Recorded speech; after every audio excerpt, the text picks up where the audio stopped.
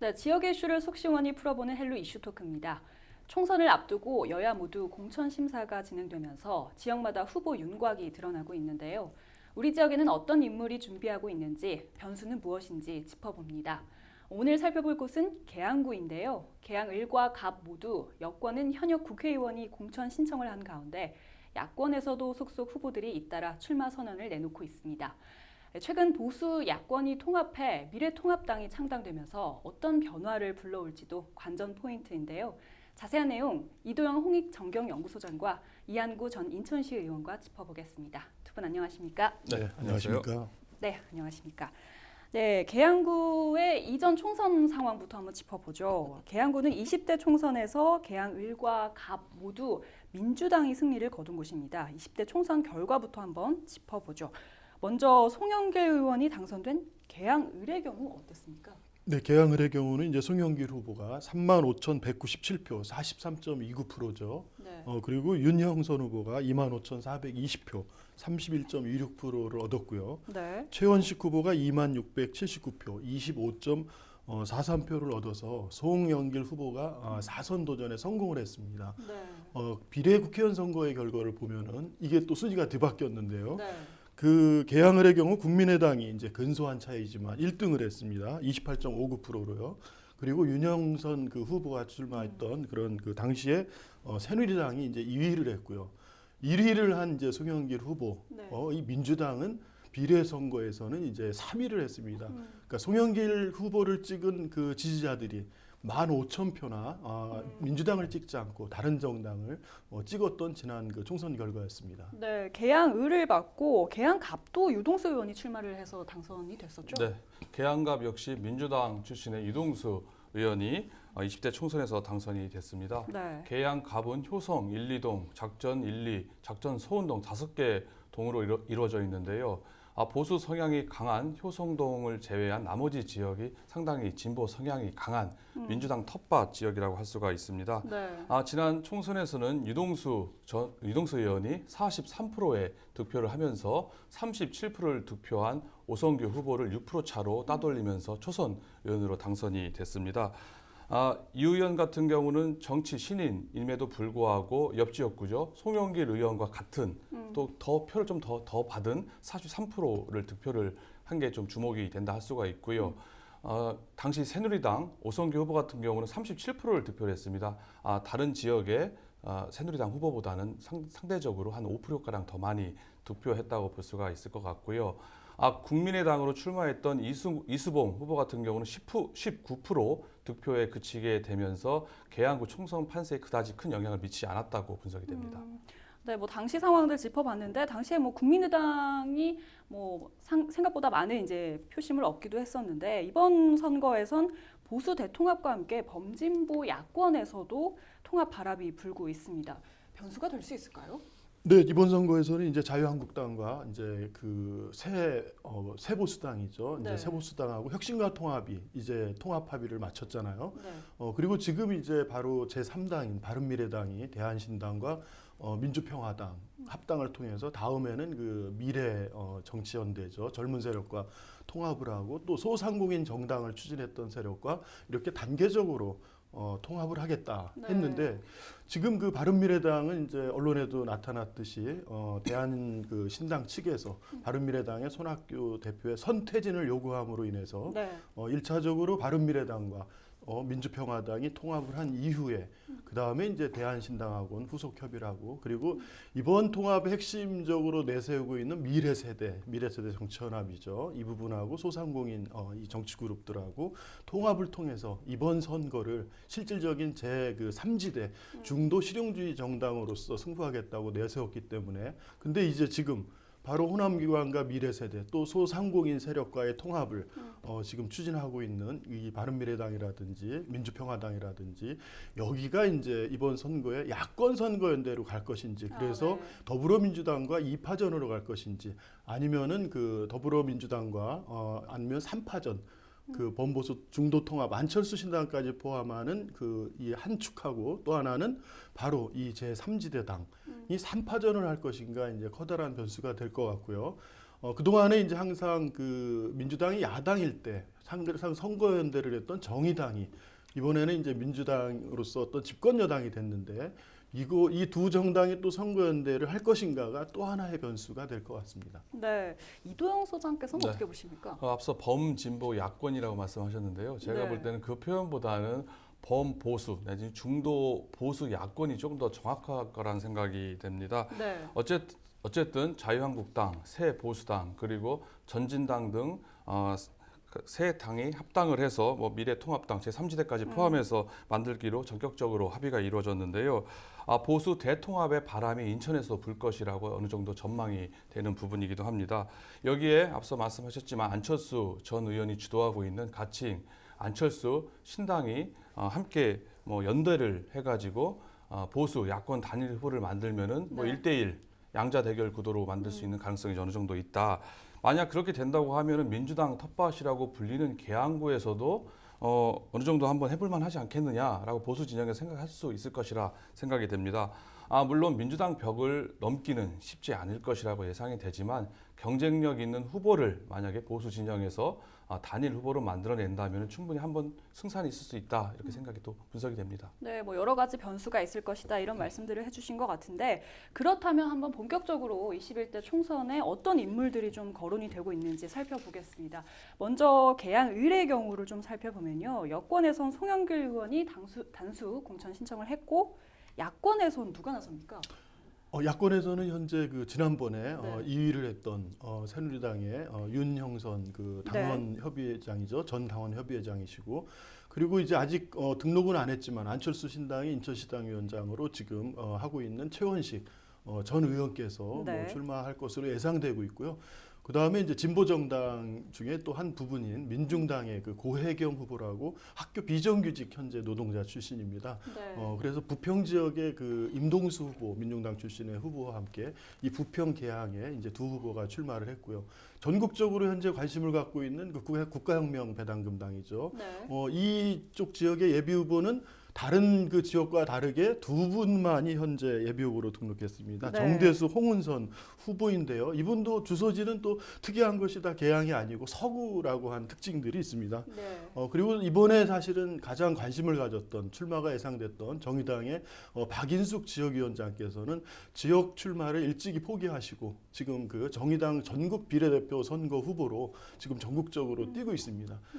만약에 박인숙 이 정의당 우리 계약 지역위원장분이 만약에 비례대표 당선 안전 순위에 든다면은 이번 그 21대 총선에서 우리 계양구는 계양갑 계양을 지역 출신 국회의원 두 분과 또 하나는 이제 비례 국회의원 한 명을 더 얻을 수 있는 이제 그런 어떤 기회가 된 거죠. 계양으로서는 뭐 주민들에게는 뭐 국회의원 한 명이 더 추가로 생긴다고 하는 어떤 기회가 생긴 거니까 이것도 하나의 관심사가 되고 있다고 봅니다. 네, 뭐 가능성에 대해서 이제 말씀을 뭐 저는 해주시고. 뭐 낮지 않다고 봅니다. 네, 같고요. 계양갑도 한번 살펴보면 역시 여권은 유동수 현 국회의원이 단독 후보로 나섰고 야권은 좀 어떻게 됩니까? 네. 일단 지난 12일 날에 민주당 유동수 의원이 뒤늦게 예비 후보로 등록을 해서 선거 운동에 나갈 채비를 하고 있는 상황이고요. 네. 야권에서는 현재 마땅한 후보가 없는 상황이라고 할 수가 있습니다.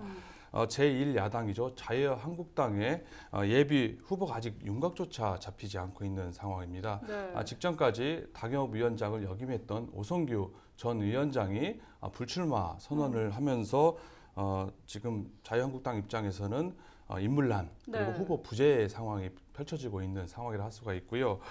요즘 전국적으로 앞서 말씀한 것처럼 많은 후보를 내고 있어서 화제가 되고 있는 허경영 씨가 좀 총재로 있는 네. 국가혁명 배당금당에서는 계양갑에서 4명의 후보가 지금 입후보한 상황입니다. 네. 그 잠깐 언급을 해주셨는데 오성규 당협위원장 불출마 선언을 한 이유가 네. 뭔가요? 자유한국당의 오성규 전 당협위원장이 전격적으로 불출마 선언을 했는데요. 네. 2010년부터 구청장 선거 2번 그리고 지난 총선까지 10년간 지역에서 갈고 닦아왔던 오성규 위원장의 불출마 선언은 그야말로 전격적이라 할 수가 있습니다. 네. 오 전 위원장이 SNS를 통해서 자유한국당의 혁신과 발전을 위해서 그리고 젊고 유능하고 능력 있는 일꾼을 위해서 계양구를 이제 일구게끔 하겠다라고 이제 불출마 선언의 이유를 밝혔는데요. 그동안에 오성규 전 위원장이 거의 개항구에서 정치 활동 20년 동안 해왔었거든요. 네. 누구보다도 본인에서 아쉬워할 상황이지만 어쨌거나 오성규 전 위원장 입장에서는 뭐 어려운 결정, 용단을 했다라고 보여지는데요. 한편으로는 그만큼 계양구에서 보수 진영이 자리 잡기, 뿌리 내리기가 어렵다라는 또 반증이라고도 볼 수가 있을 것 같습니다.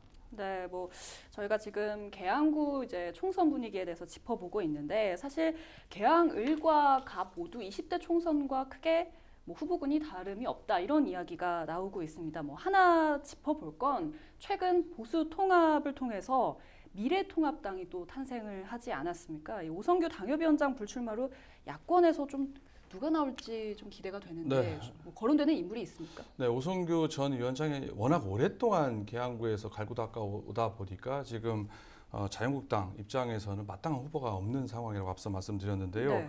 하지만 최근에 부평갑 재선 국회의원 출신이죠. 문병호 전 의원이 혁통위 지금은 통준위로 명칭이 바뀌었습니다만 거기에서 정치개혁특별위원장으로 활동을 하면서 이번 미래통합당 창당, 통합의 주역이 되는 상황입니다. 네.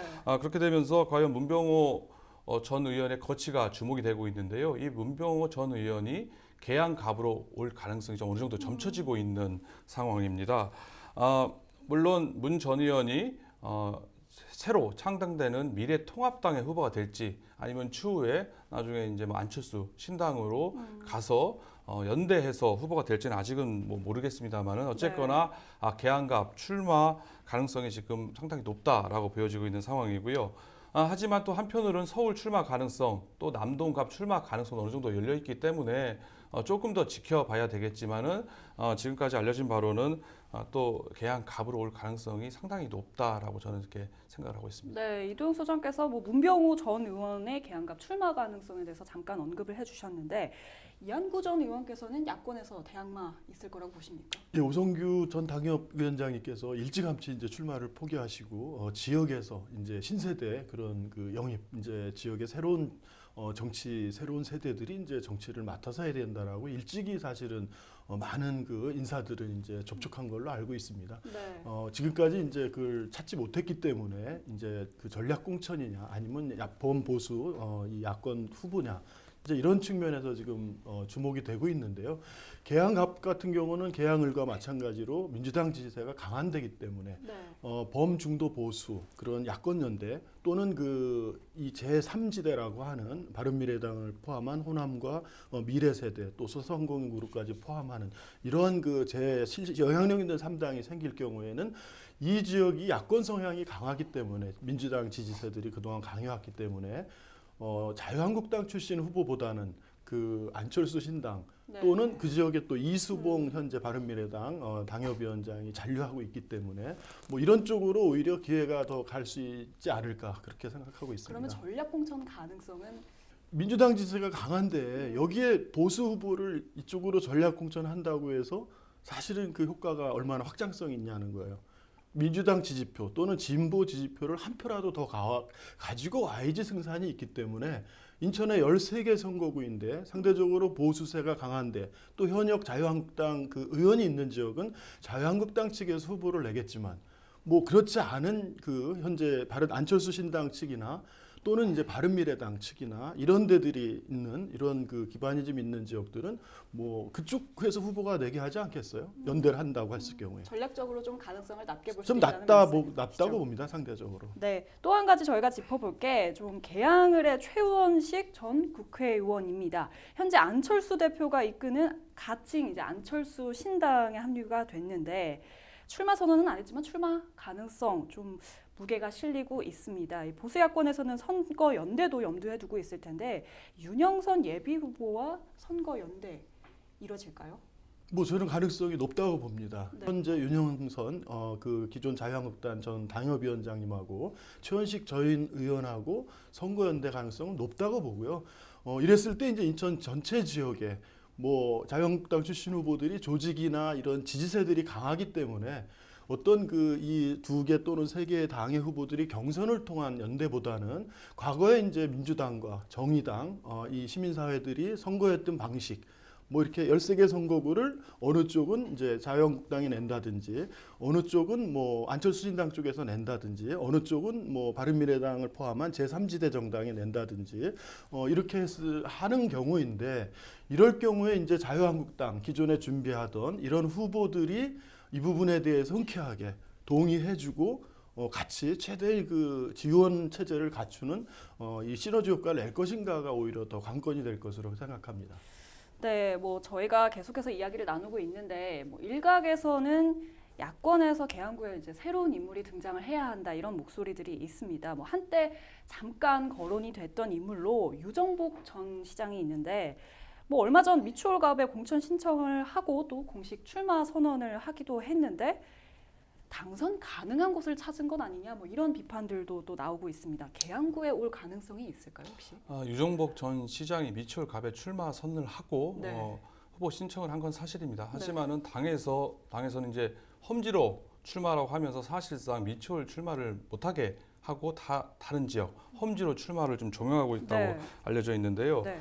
미추홀갑에서는 이미 최고위원이죠. 신보라 의원이 지금 출사표를 던진 상황이고요. 그렇다면은 유 전 시장이 갈 수 있는 것은 험지이면서 후보가 없거나 후보가 취약한 지역에 갈 수밖에 없는 상황이라는 얘기인데요.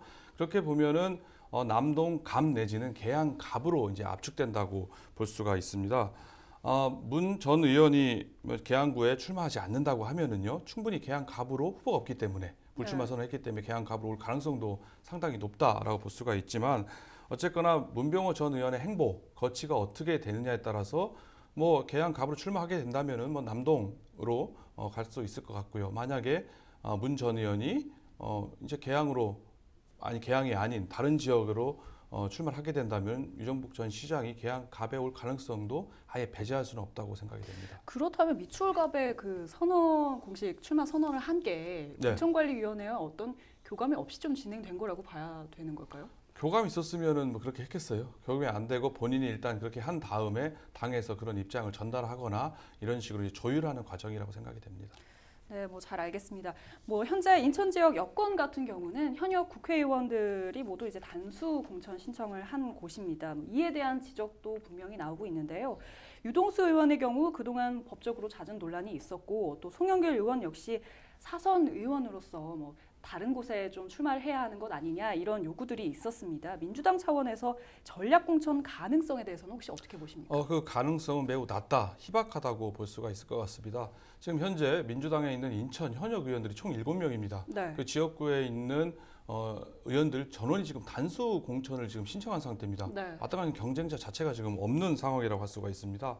만약에 지금 공개는 되지 않았지만 국회의원 하위 20%에 뭐 인천 지역 출신 의원이 포함될 수도 있지 않겠습니까? 하지만 그것도 별로 의미가 없어요. 왜냐하면 경선 과정에서 마이너스 20%의 페널티를 부여하라고 했는데 경선할 대상 자체가 없기 때문에 어쨌거나 인천 지역에 있는 현역 의원들은 그대로 전략공천보다는 그대로 7명 전원이 갈 가능성이 높다라고 볼 수가 있을 것 같고요. 최근 민주당에서 영입한 인사들 역시 인천에 내려올 가능성 상당히 적다라고 지금 알려져 있는 상황입니다. 네. 유동수 의원의 경우는 뭐 앞서 말씀하신 것처럼 각종 구설수라든지 논란에 휩싸였고 그런 말이 있었긴 했지만은 어쨌거나 말씀드린 것처럼 공천을 받는 데 있어서는 큰 변수로 작용하지 않을 것 같고요. 충분히 본선을 뛸 것으로 예상이 되고요. 송영길 의원 같은 경우는 본인이 험지로 출마하는 걸 상당히 꺼려한다라는 이야기가 있기 때문에 지난 총선과 마찬가지로 유동수, 송영길 조합으로 이번에 민주당 계양구 선거 후보가 결정되지 않을까 이렇게 예상을 합니다. 네, 오늘 계양구 총선 분위기에 대해서 짚어봤는데요. 짧은 시간 때문에 여기서 이만 마쳐야 될 것 같습니다. 두 분 오늘 말씀 고맙습니다. 감사합니다. 네, 헬로 이슈토크 오늘은 여기까지입니다. 시청해주신 여러분 고맙습니다.